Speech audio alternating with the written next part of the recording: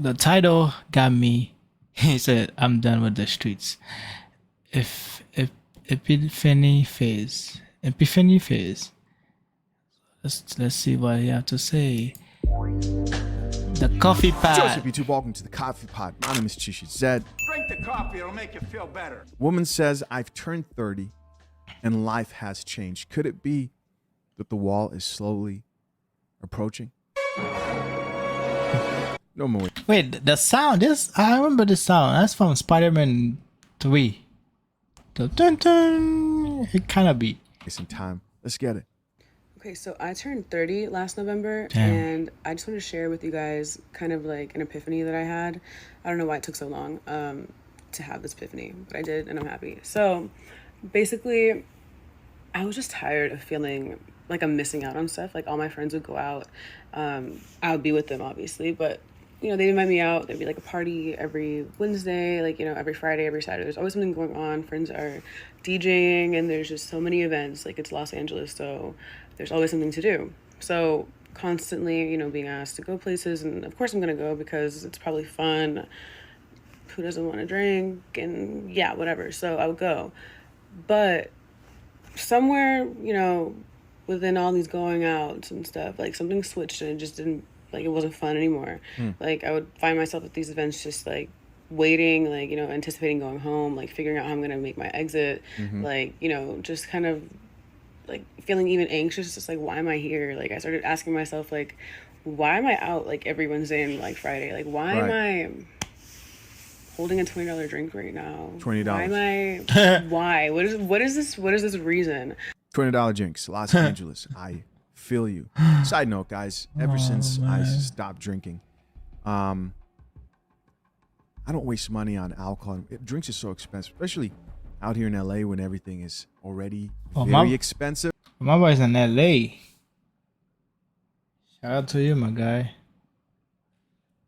I don't drink either. I don't drink either. But I drink when I'm going out occasionally, like birthday, my sister's birthday, or whatever birthday it is. Even smoke too. That habit of going out every weekend is just even more expensive. So I just decided, like, don't go. How about just don't go? You're not missing out on anything. You have these feelings every single time you go out. Like, why not just save yourself and maybe the people that you're rubbing off this negativity to? Like, save the night and just stay home, because it's honestly going to be so much better for you. You can think and, you know, just do something else, maybe something more productive, and you can socialize with these people outside of a bar setting. Like, there are other things you can do with your friends, and if you can't think of something, then I don't know if you guys are friends then. But yeah, don't let the fear of missing out stop you from sitting your home because you're not missing out on shit. All right, guys. So she says, don't let the fear of missing out keep you from staying at home. And you think after 30 years of partying, after 30 years of being in the streets, after 30 years of dating aimlessly, then you would have enough of that lifestyle. And what happens is, at this point, a lot of women start missing out on what they could have had if they capitalized on finding a man, getting married earlier, children, a husband. Guys, it's not that simple. It's not that simple. A woman who's not trained herself, because I know there's some guy out there, some woman out there who's going to say, well, she can obviously find someone to marry, she can have a family. You got to remember, but this is after a lot of traumatic relationships that we all go through as human beings. And women in particular, when they go through a lot of this, they become more difficult to date. Usually their list of requirements increase for that special somebody. Yeah. Last guys who just got to bust the cheeks, it was like, you just need to be attractive. You need to be attractive, be able to afford what I'm looking for, right? And now her competition are younger women who are more fertile and have spent less time dating and having different experiences. As always, we're gonna check out some of these comments because I may be wrong. Let's see what the people have to say. First comment here comes from a woman and says, I just feel like I'm running out of time to be successful. 2 more years, I'll be 30. Damn. And so this chick is like, I want to be successful. I'm assuming she wants to be rich. And she's running out of time to be successful and rich. A lot of women end up realizing that that dream they was sold of this strong and independent woman isn't all it was cracked up to be.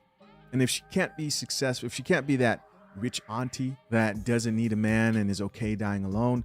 Now you are the man who she's going to objectify financially, and she's going to try to trap a beta male provider. Now, of course, guys, if this is a woman who's worked on herself and has things to bring to a man, to offer to a man that he values her femininity, her peace, etc., then, of course, men are going to capitalize on that type of a woman. But in most cases, it's a light switch that women think like, oh, wow, okay, it's getting scary. I'm 30 years old. They're looking around. They're realizing time is running out, and they think they could just switch to wifey. Another woman here says, I feel this way now as a 20-year-old because I was in the club at 13. Damn. No. It can be. I felt this way now as 20 years old because I was in the club at 13 and fighting alcohol at 16 now. I'm in the house and I love it.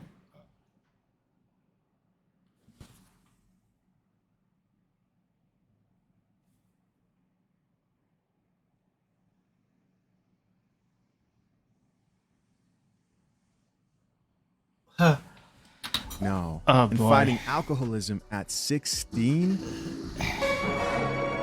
She's in the street forever. That's sad, right? She been training to be in the street since 13. That's crazy. That's an unfortunate upbringing. God damn It it. was her upbringing. Now I be in the house and I love it. Mercy. I'm going to take a wild guess here and assume that this chick came from a single mother household. But keep having babies without husbands and masculine fathers in the home. You're Another right. chick here says 30s is when our highest self starts calling us. There you go, guys. I'll read that again. You got to read it. You can't make this shit up. God damn it!